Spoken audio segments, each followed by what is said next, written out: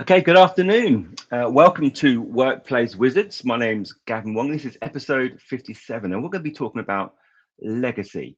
So, let me introduce my co host, and almost as important as me, all the way from Florida, United States. Introduce yourself, man. My name is Arnold Smalley, also known as Arnell. You weren't happy with just one name. You had to have two, didn't you? Well, I'm almost as good as you. I'm almost good as two of you. And how you doing anyway? How's your how you recovering from your operation? Because you looked a bit down and a little bit not quite with us last time. Gavin, I can't even believe I actually did that. That was coming right off the surgery and trying to do that podcast. I tried to do a webinar later that night. And as you notice, you haven't been able to see the No. recording of that because it was a total nightmare. The night kept going and I just kept going down and down. And down. By the time I did the recording, I was like slunk in my chair and I was like, what did I just say? Oh, dear.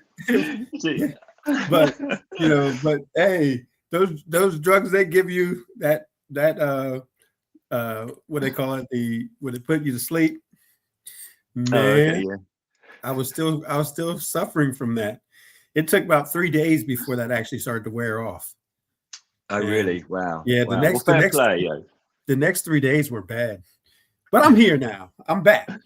No, that's good, and we're glad you're back. And it's and that's just you. You're a big D, aren't you? So you like to get things done. So we'll talk a bit about it's all about legacy, I guess. And the Okay. reason I put this because I was interested. I was doing some work with some senior leaders a few weeks ago, and one thing that's important for me is that people think about their legacy and about how, particularly in terms of leadership, how they want to be remembered. Okay, and we'll come on to that a little bit more later on. But how you want to be remembered, and what informs that also is how do you want to, if you want to know how you want to be remembered, you need to know how you want to lead now.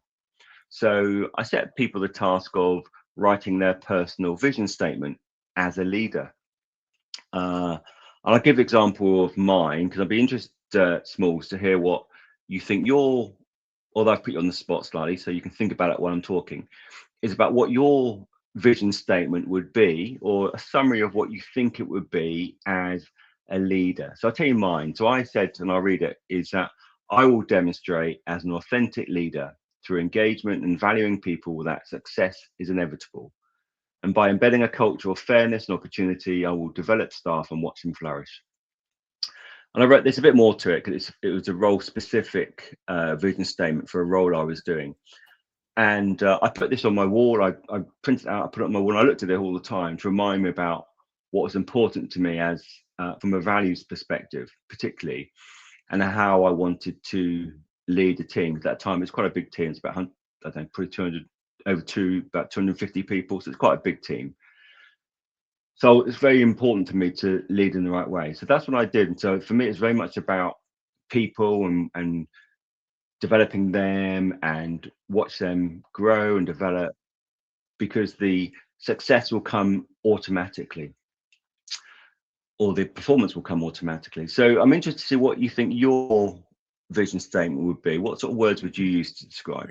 I guess if you're putting me on a spot, I don't have a chance to get to read mine. So I just go off the top. If in a leadership position, if you're asking for my vision statement for a leadership position, would be as a leader to try to get the best out of each employee, Hmm. knowing that every employee is different, Hmm. but you're still trying to get the best out of every employee. And if you have an employee who thinks they're doing the best, can they do 1% better? Hmm. Can they improve by just 1%? So Hmm. that way we're always looking and striving to try to find out one way to get 1% better every single day. And if that was the case, then like you said, success comes with all of that. Yeah, that's really interesting. And what would be the main driver for you in terms of what you're trying to achieve as a leader? Self-improvement. Okay, that's interesting because do you think and the reason I asked you this question, I think it's pertinent to what we've discussed over last year, is that what I found with all these senior leaders that I was training, for all of them, we went through their DISC profiles before the Hmm. course, and actually the vision statements they came up with reflected very closely their DISC styles. Okay.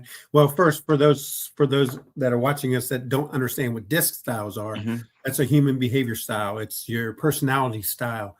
And DISC stands for the DISC, and D is like the dominant or direct and type of person. The I is that influencer, the entertainer type of person. The S is that supportive person. They're going to be very supportive. The person is going to give you the shirt off their back, just to help for the good of the whole team. And then that C is the calculating person. They're the give me some words for that. Calculating, or they're very Conscientious, they like rules conscientious. and That's regulations, what I that was kind of looking thing. Yeah, for. See, I'm, yeah. I'm still I'm still dragging a little bit from that anesthesiology. I'm still dragging a little bit.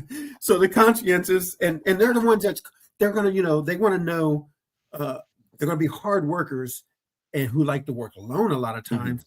And they want to dot all the I's and cross all the T's. They want to make sure Yeah. everything's done right the first time so they don't have to come back and do it again.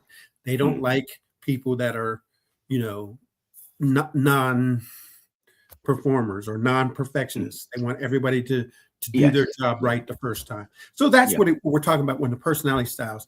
So Yeah. now you're saying that when people are given their personality styles or have taken an assessment and said that they are a D, I, S, or C, Hmm. when they give their vision statements, Hmm.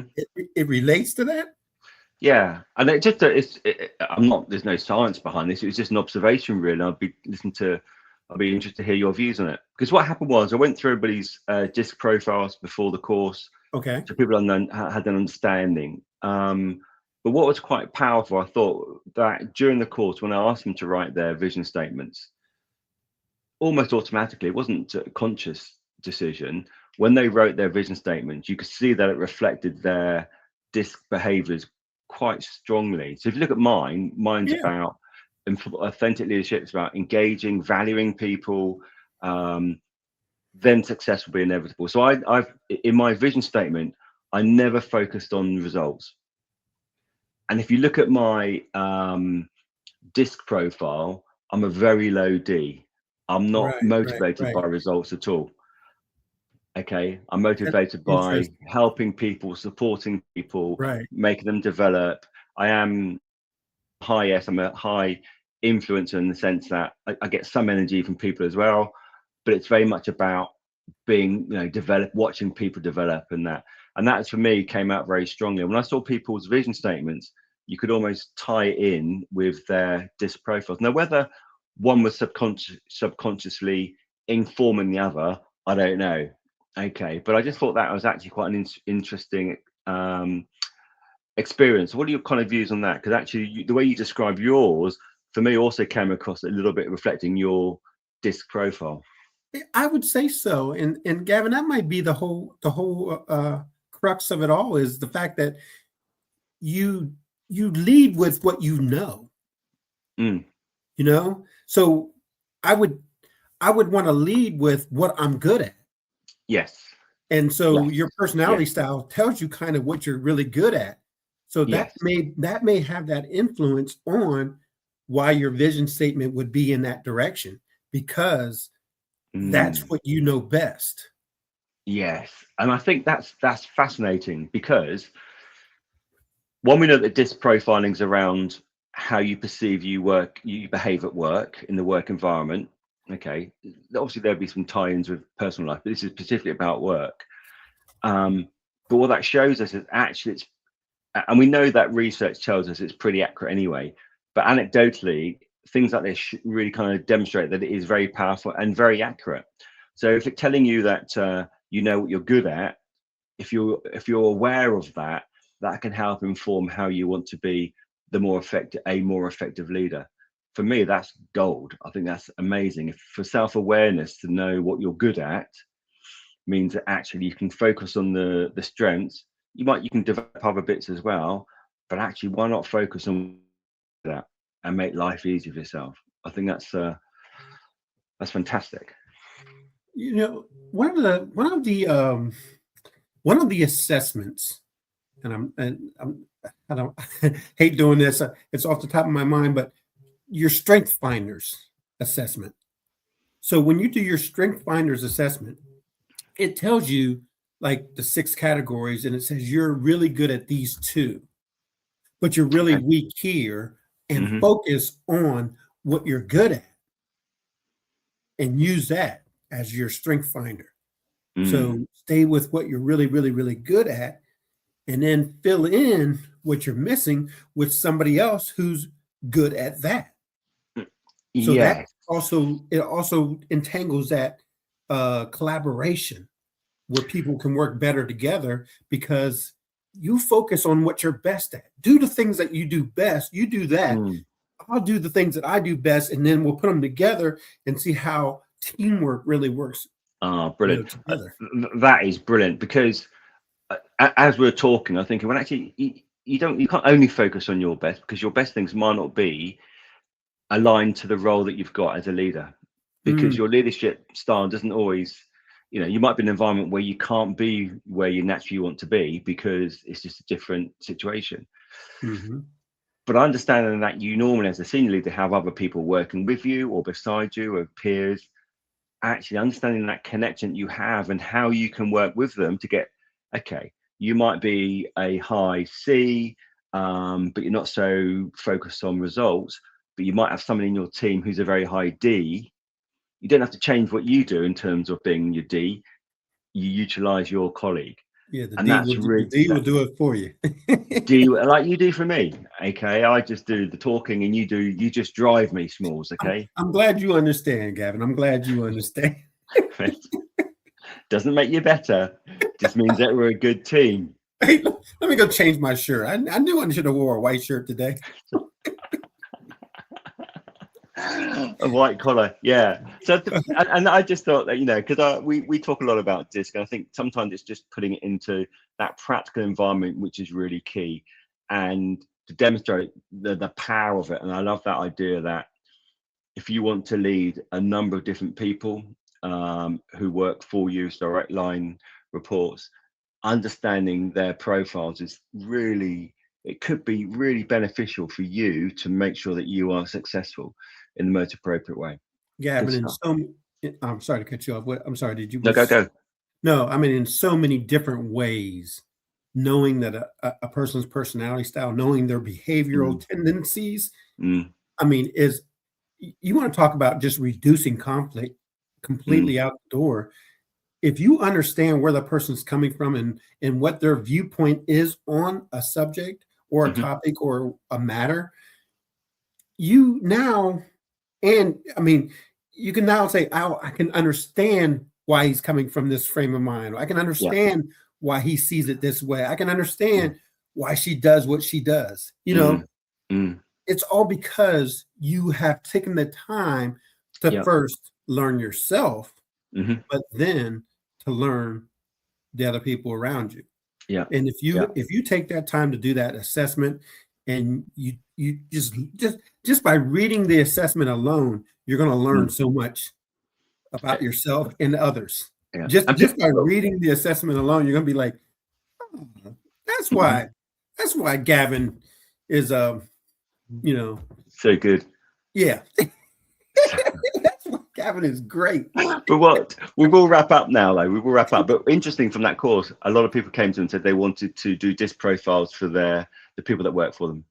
They understand the values. That's good. Now listen, you're gonna have to do the wrap up, and I'll because I can never remember the phone numbers. Not that you can remember the phone numbers either, but you've probably got a better go than I have. So you're gonna do it when I'm still coming off amnesia. All right. So we want to thank you guys for joining us today on Workplace Wizards podcast. This was episode number 57, The Legacy. And you can leave a legacy by getting your DISC profile done so that you can understand others and others can understand you. So we're wrapping it up today. Gavin was our main host today. Gavin Wong all the way from Great Britain. Great Britain. Right? It's part of Great Britain. We'll call it Great Britain. Coming all the way from London, England. And I'm your co-host, Arnold Smalley, coming here from Orlando, Florida. And if you want to reach out to us and DM us, hey, join us on our webinars. We're going to do webinars every Tuesday night at 7 p.m. Our time, Eastern Coastal time. That'll be 4 o'clock p.m. in the West Coast, and then at midnight for those in London. That's right. It's going to be a late night. Late night tomorrow night. DM us.